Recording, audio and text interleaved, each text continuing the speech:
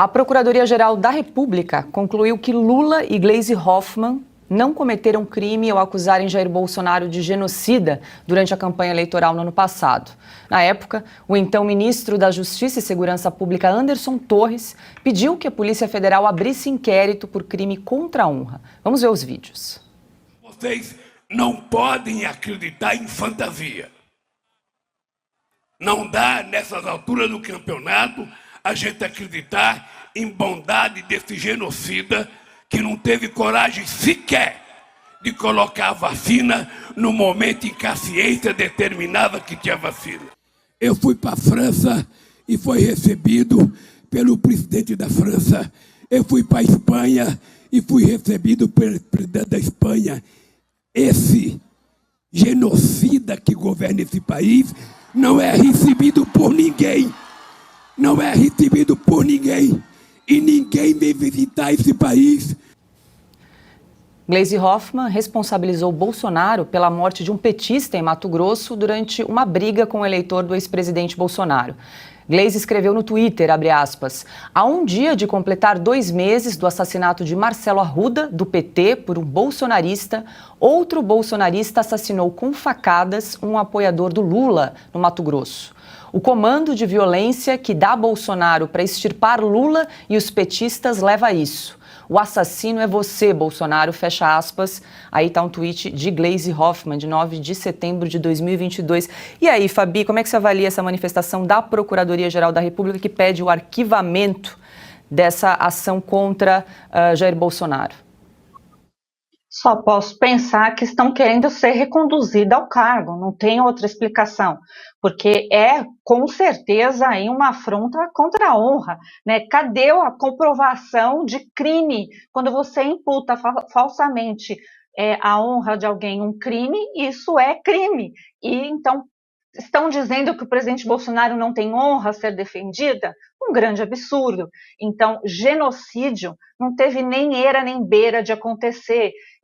Isso não é palatável, nem mesmo pela nossa legislação, e muito menos com aquele blá blá blá da esquerda que fica tentando falar que internacionalmente o Bolsonaro será condenado por crime de genocídio. Jamais será, porque não tem fatos, né, não tem nexo de causalidade, que é como diz o direito. Então, eu vejo com muita estranheza e muita preocupação, porque de um lado, né, da corda, que é realmente a direita, se bate pesado, se prende pessoas por achar que supostamente poderia estar, né, em tal lugar. E do outro, a honra é completamente vilipendiada e nada acontece. Só queria lembrar, falando da China também, só para arrematar aqui os comentários, o Lula convidou o Lira para ir à China nesse jantarzinho que aconteceu. Isso me leva a pensar, será que teremos uma segunda versão da farra dos guardanapos? Só que dessa vez na China, né? Outrora foi em Paris. Mas nós vamos acompanhar.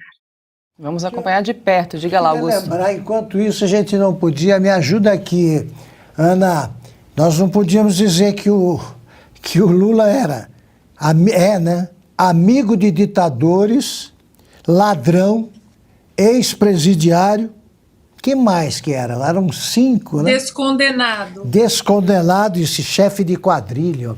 Ex-presidiário chefe de quadrilha. Ele é tudo isso. Volto a dizer com toda tranquilidade, o Lula é ladrão. Ladrão.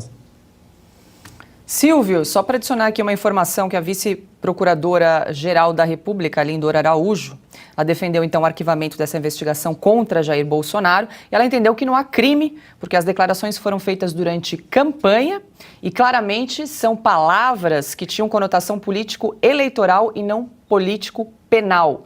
Então, no entendimento da vice-procuradora-geral da República. Está duplamente errada. Primeiro, tem sim implicação do ponto de vista do Código Penal, e a Fabi já disse isso agora há pouco, né?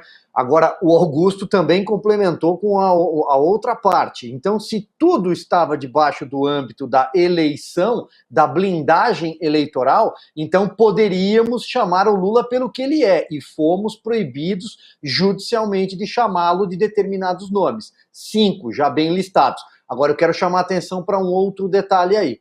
Quando se enterra o genocida, né, a embalagem Bolsonaro genocida, isso também poderia ter impacto futuro numa acusação para torná-lo inelegível por causa da Covid, por causa da pandemia, por causa de decisões tomadas pelo governo, apontadas pela CPI teatral do trio Renan Calheiros, Randolfo Rodrigues, Omar Aziz. Vocês se lembram? Eles fizeram um relatório, eles levaram esse relatório a cabo do ponto de vista da justiça, muita coisa ainda tramita, isso é como se fosse uma faca apontada para tornar o presidente Bolsonaro inelegível em algum momento. Então, a questão do genocida foi tratada com muito carinho pelo Ministério Público nessa decisão. Quer comentar, Ana, a decisão da PGR?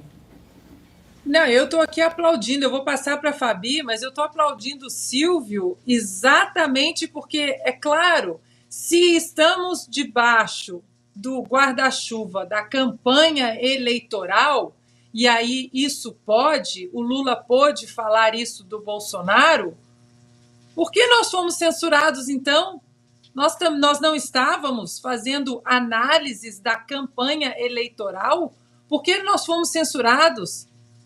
Ex-presidiário, descondenado, amigo de ditador. Nós fomos proibidos de falar que o Lula é amigo do ditador Daniel Ortega da Nicarágua.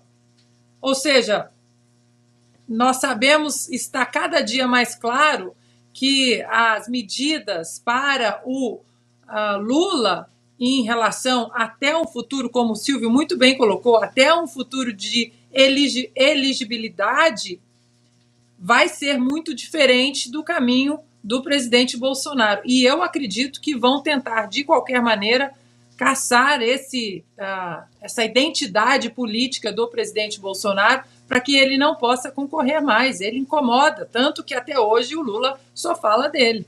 Fabi, tem direito à réplica.